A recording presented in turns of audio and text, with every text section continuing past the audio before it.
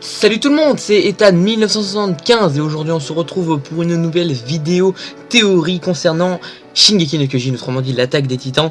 Et aujourd'hui on va parler d'une théorie très spéciale puisqu'elle concerne le chapitre 82 de l'histoire.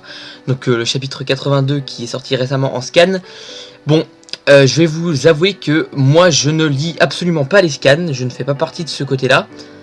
Mais j'ai été spoilé malheureusement, et pour être sûr de ce qu'on m'avait dit, j'ai voulu voir par moi-même les images du chapitre 82. Du coup je n'ai lu que celui-là. Mais donc voilà, si jamais du coup j'oublie certaines informations, c'est normal, c'est parce que je n'ai pas lu les chapitres qu'il y a entre le tome 18 et le chapitre 82.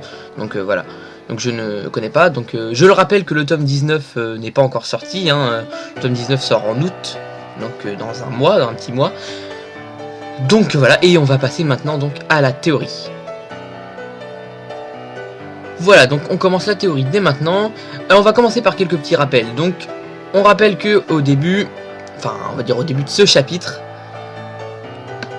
il y a eu beaucoup de sacrifices.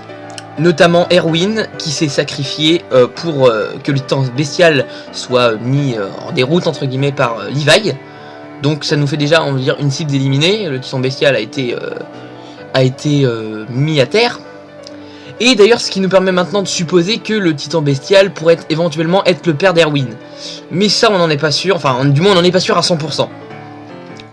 C'est très probable mais on n'en est pas sûr à 100%. Donc voilà, dommage pour Erwin parce que c'était un des personnages importants de la série. Bon, il avait déjà perdu un bras.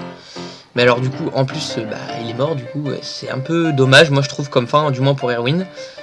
Ensuite, nous avons pour le titan cuirassé qui était encore en vie, Angie qui s'est pratiquement sacrifiée. D'abord, elle avait été elle avait été gravement blessée face à l'explosion du titan colossal. Et du coup, elle a réussi à attaquer par surprise le titan cuirassé afin de l'achever en quelque sorte parce qu'il était déjà bien fatigué. Donc elle l'a achevé. Elle était encore vachement blessée, donc voilà, ce qui nous faisait du coup deux cibles d'éliminer. Et on en vient à ma théorie la plus importante, parce que si vous suivez mes vidéos de l'attaque des titans, vous pouvez savoir que Armin est l'un de mes personnages préférés. Enfin, c'est mon personnage préféré d'ailleurs. Et du coup, c'est là qu'on arrive à notre truc, c'est-à-dire que Armin va se sacrifier pour Eren. Donc Eren a été mis au tapis largement par le titan colossal. Et par conséquent, du coup, Armin a pour seule solution de se sacrifier afin que Eren puisse tuer le titan colossal. Enfin, tuer entre guillemets, parce qu'on n'a pas la suite encore, on n'a pas le chapitre 83, mais entre guillemets, déjà le faire sortir de son corps de titan colossal, ce sera déjà plus évident pour le tuer. Et du coup, Armin va donc se sacrifier et va être hautement carbonisé. Vous allez probablement voir les images maintenant. Et du coup c'est là que se pose ma théorie sur la mort d'Armin ou non. Donc Armin, est-ce qu'il serait vraiment mort? Vu comment il a été carbonisé, c'est possible. Parce que une si haute température, ça peut pas... Enfin, c'est quasiment la mort instantanée. Mais là encore on se pose une question. C'est déjà, est-ce qu'il y a encore un soupçon de vie? Parce que c'est vrai que même en étant hautement carbonisé, il est peut-être encore un vivant, hein. Il est encore vivant, c'est son corps, encore il est en vie. Et là du coup on peut supposer quelque chose, s'il est un petit peu vivant encore, c'est que l'on récupère les fioles trouvées dans la cave du château de Rodesriz au moment où Eren a acquis son pouvoir de solidification, ce qui pourrait éventuellement retransformer Armin en titan. Par conséquent, est-ce qu'on pourrait pas faire en sorte que Armin se transforme en titan pour se régénérer et mange quelqu'un ayant le pouvoir de se transformer afin de redevenir lui-même, mais en plus en bonus avec la transformation en titan. Et du coup là on va pouvoir encore séparer dans différentes théories.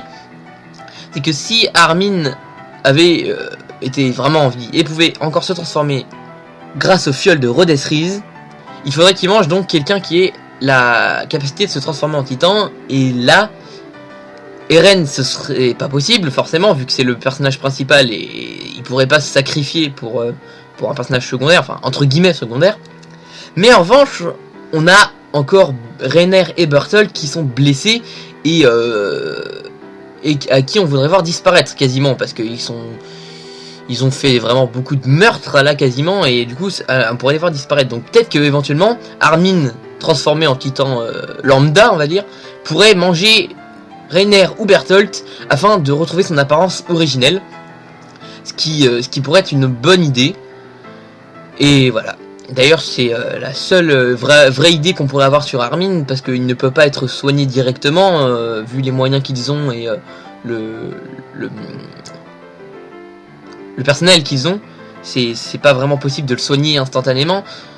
Donc moi je dis que la transformation en titan est la seule alternative pour Armin, à moins qu'il soit vraiment décédé. Mais j'ai un doute, j'ai un gros doute, parce que ça aurait vraiment des grosses répercussions sur les fans. Parce que tuer un personnage important comme Armin, c'est pas judicieux de la part de l'auteur.